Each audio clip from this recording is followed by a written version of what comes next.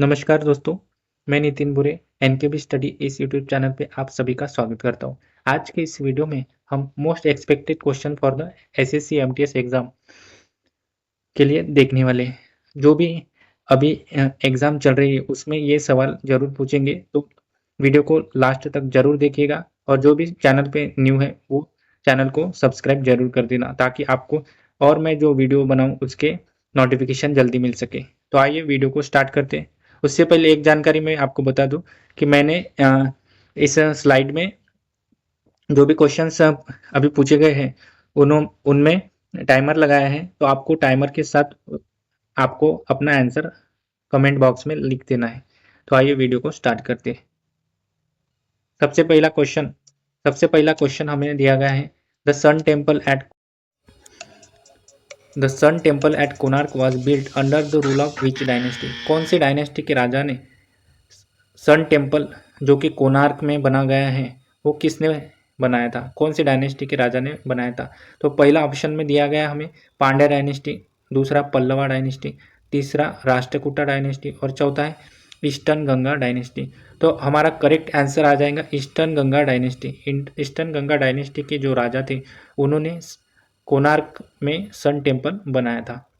तो next question हमें solve करना है, वो है Who among the following was awarded the Pandit Bhimsen Joshi life achievement award 2014। 2014 का जो Pandit Bhimsen Joshi life achievement award था वो किसको दिया गया है? तो इसका करेक्ट आंसर हमारे पास आ जाएगा प्रभा अत्रे। प्रभा अत्रे को Pandit Bhimsen Joshi life achievement award दिया गया जो कि 2014 में दिया गया था। नेक्स्ट क्वेश्चन हमारे पास आ जाएगा, Where was the International Shooting Sport Federation World Cup 2022 held? 2022 का जो शूटिंग का जो वर्ल्ड कप होता है, फेडरेशन वर्ल्ड कप 2022, वो कहाँ पे स्थित, कहाँ पे मतलब उसको कंडक्ट कराया गया? तो हमें पहला ऑप्शन दिया है कैरो में जो कि इजिप्ट में है, दूसरा है मुनिच, तीसरा है न्यू दिल्ली और चौथा है सिडनी। तो इसका करेक्ट आंसर हमारे पास आ जाएगा कैरो। इजिप्ट में शूटिंग का जो वर्ल्ड कप हुआ है 2022 का वो इजिप्ट के कैरो में कंडक्ट कराया गया। नेक्स्ट ऑप्शन हमारे पास आ जाएगा, नेक्स्ट क्वेश्चन हम देखेंगे, Yakshagana is a folk dance that belongs to the state of dash. Yakshagana जो फोक डांस है, यक्षगना जो फोक डांस है वो कौन से राज्य का है? तो ऑप्शन में हमें दिया है केरला, कर्नाटका, हरियाणा, राजस्थान।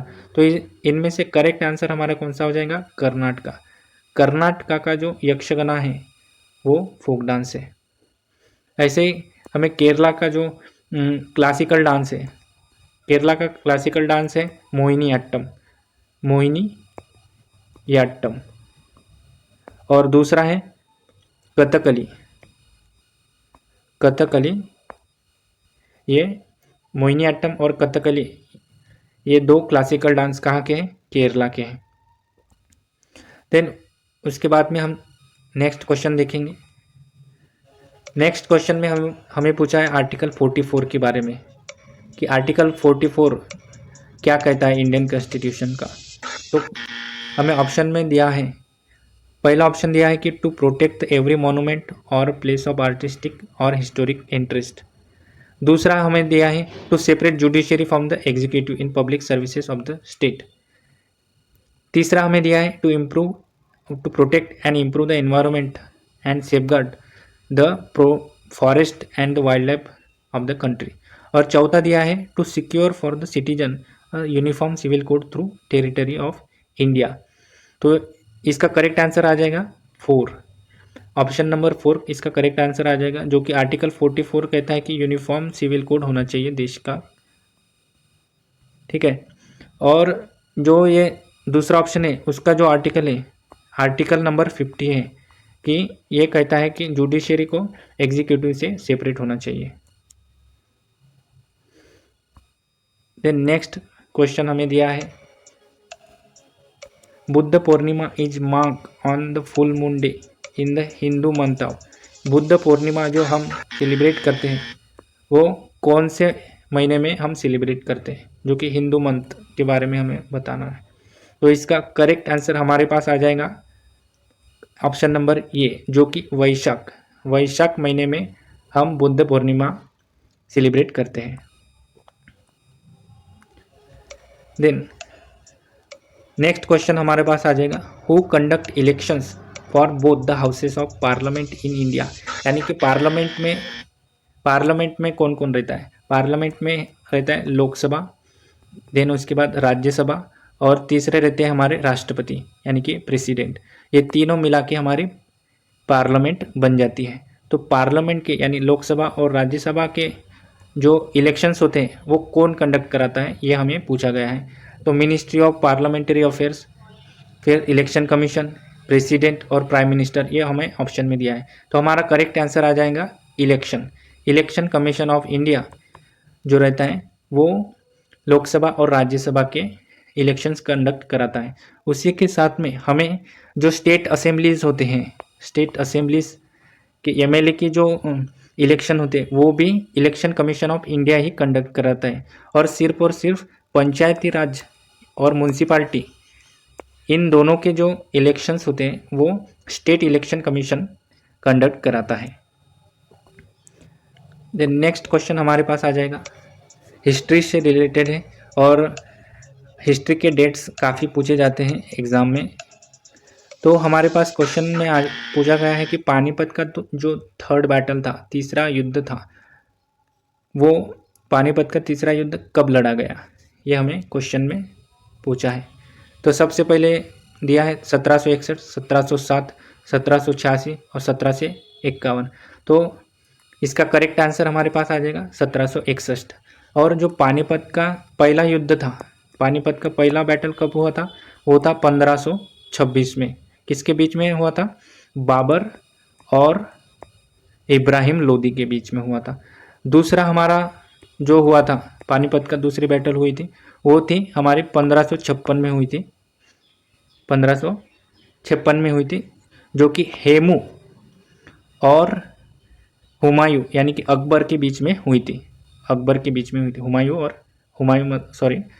हेमू और अकबर के बीच में हुई थी। और पानीपत की तीसरी लड़ाई जो हुई थी वो थी मराठा के बीच में और अहमद शाह अब्दाली के बीच में, अहमद शाह अब्दाली के बीच में हुई थी। तो ये तीनों बैटल काफ़ी इम्पोर्टेंट बैटल है, तो आपको याद रखना है। नेक्स्ट क्वेश्चन हमें पूछा गया है डांस से related, which dance form is associated with Natwari dance. Natwari जो डांस है वो किससे रिलेटेड है, ये हमें क्वेश्चन में दिया गया है। तो इसका ऑप्शन में दिया है कथक, दूसरा ऑप्शन में दिया है कुचिपुड़ी, तीसरे ऑप्शन में हमें पूछा है उड़ीसा और चौथे ऑप्शन में दिया है कथकली।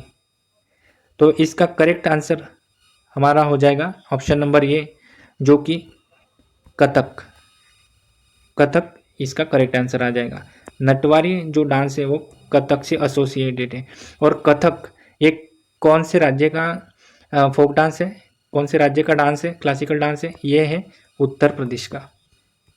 और जो दूसरा ऑप्शन है कुचिपुड़ी, कुचिपुड़ी ये है आंध्र प्रदेश का क्लासिकल डांस है, ठीक है। और कथकली हो जाएगा हमारा केरला का। ओडिसी नाम से ही दिख जाता है हमें, उड़ीसा का क्लासिकल डांस होगा। देन नेक्स्ट क्वेश्चन हमें साइंस से रिलेटेड है।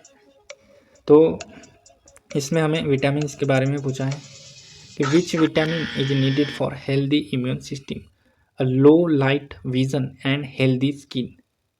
यानी कि जो हमारे विज़न है और स्किन के लिए कौन सा विटामिन इम्पोर्टेंट है, कौन सा विटामिन नीडेड है। तो हमें पूछा गया है कि विज़न के लिए यानी कि नाइट ब्लाइंडनेस हमें डिसीज हो जाता है, म्हणजे हो जाता है व्यक्ति को जिसके विटामिन की कमतरता हो। तो कौन सा विटामिन हो जाएगा उसका, ये विटामिन ए की डिफिशियंसी से नाइट ब्लाइंडनेस हो जाता है। तो इसका करेक्ट आंसर हमारा हो जाएगा ऑप्शन नंबर डी, जो कि विटामिन ए, ठीक है। स्किन से रिलेटेड स्किन और लो लाइट विजन से रिलेटेड जो क्वेश्चन है वो हो जाएगा हमारा विटामिन ए। फिर नेक्स्ट क्वेश्चन हमें दिया गया है जो कि हिस्ट्री से रिलेटेड है और आपको डेट पूछी गई है।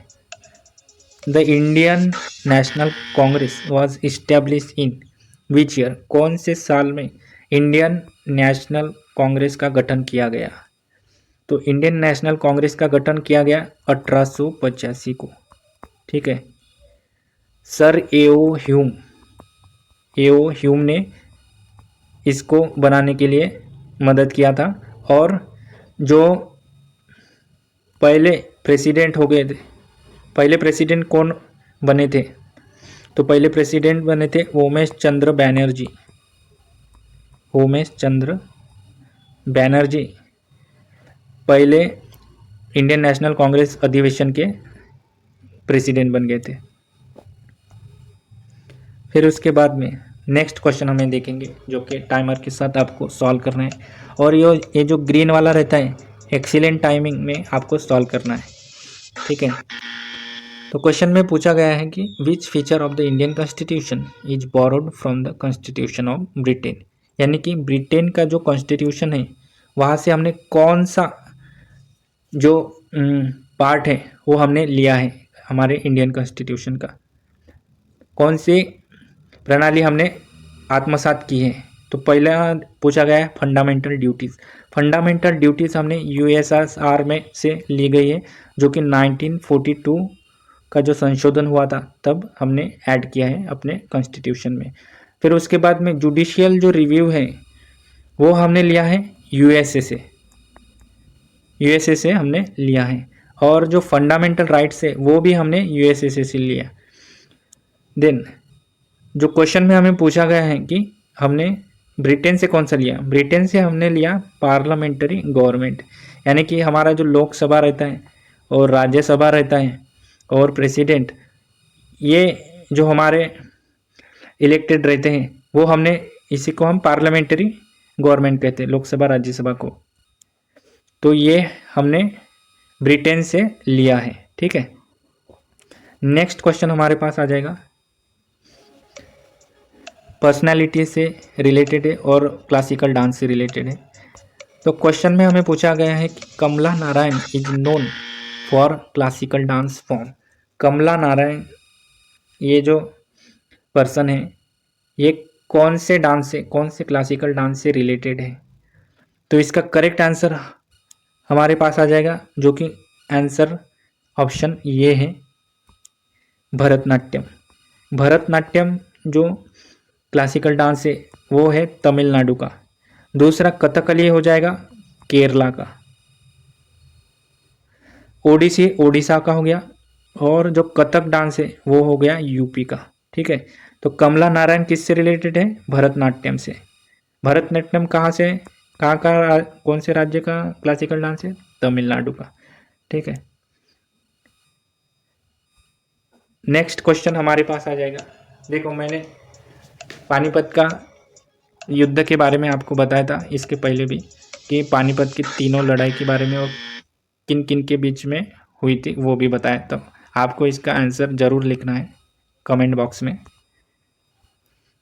तो हमें पूछा गया है कि 1526 में who was defeated by Babur at Panipat, यानी कि पानीपत की जो पहली लड़ाई है उसके बारे में पूछा गया है कि बाबर ने किसको हराया था?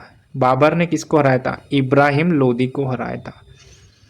बाबर ने इब्राहिम लोदी को हराया था। फिर इसी के बाद में पानीपत की पहली लड़ाई के बाद में क्या हो जाता है, जो दिल्ली डायनेस्टी है, दिल्ली सल्तनत हम जिसे बोलते हैं, ठीक है, उसका वो ख़त्म हो जाती है और फिर उसके बाद में मुग़ल किंगडम स्टार्ट हो जाता है, मुग़ल डायनेस्टी स्टार्ट हो जाती है। ठीक है। नेक्स्ट क्वेश्चन में हमें पूछा गया है कि who has been called Napoleon of India, यानी कि भारत का जो नेपोलियन है वो किसे कहा जाता है? ठीक है। तो इसका ऑप्शन में हमें दिया है समुद्रगुप्त, फिर उसके बाद में दिया है चंद्रगुप्त, तीसरा दिया है कुमारगुप्त और चौथा दिया है हर्षवर्धन। तो इसका करेक्ट आंसर हमारे पास आ जाएगा समुद्रगुप्त। समुद्रगुप्त कौन से गुप्ता डायनेस्टी के राजा थे और ये वीणा बजाने में भी निपुण थे। ठीक है, तो नेपोलियन ऑफ इंडिया किसे कहा जाता है? नेपोलियन ऑफ इंडिया कहा जाता है समुद्रगुप्त को। देन नेक्स्ट क्वेश्चन हमारे पास आ जाएगा, which city is known as the Silicon Valley of India, यानी कि भारत के कौन से सिटी को सिलिकॉन वैली ऑफ इंडिया कहा जाता है? तो ऑप्शन में हमें दिया है मुंबई, दिल्ली, हैदराबाद, बेंगलुरु। तो ऑप्शन में हमें 4 सिटी के बारे में, मेन सिटीज़ के बारे में दिया है, हमें इसका करेक्ट आंसर बताना है। तो करेक्ट आंसर हमारे पास आ जाएगा जो कि ऑप्शन नंबर डी है।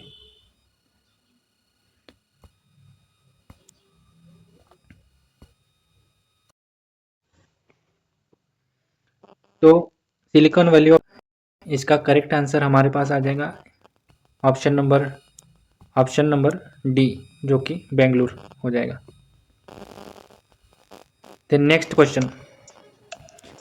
क्वेश्चन में पूछा है, India got its central bank in which year, कौन से साल हमारे देश को सेंट्रल बैंक ऑफ इंडिया मिल गई थी? सेंट्रल बैंक यानी कि जो ऐसी बैंक जो कि पूरे बैंकिंग सिस्टम को कंट्रोल करती है, यानी उनके ऊपर देखरेख करती है। तो हमारे देश की जो सेंट्रल बैंक है वो कब बनाई गई थी? हमारे देश के अभी की जो सेंट्रल बैंक है वो है reserve bank of India, RBI. तो आरबीआई के जो फाउंडेशन है वो कब रखा गया? वो रखा गया हमारा 1935 में। इसका करेक्ट आंसर आ जाएगा 1935। ठीक है, 1942 में क्या हुआ था? 1942 को चले जाओ आंदोलन स्टार्ट हो गया था, क्विट इंडिया मूवमेंट स्टार्ट हो गया था। ठीक है, क्विट इंडिया मूवमेंट, चले जाओ आंदोलन। देन नेक्स्ट क्वेश्चन हमारे पास आ जाएगा, which of the following musical instrument is Ustad Zakir Hussain primarily associated with? जो उस्ताद झाकिर हुसैन साहब हैं वो कौन से जो म्यूजिकल इंस्ट्रूमेंट है उससे रिलेटेड है? तो इसका ऑप्शन में दिया है कि हारमोनियम हो गया, दूसरा है तबला, तीसरा संतूर और चौथा फ्लूट।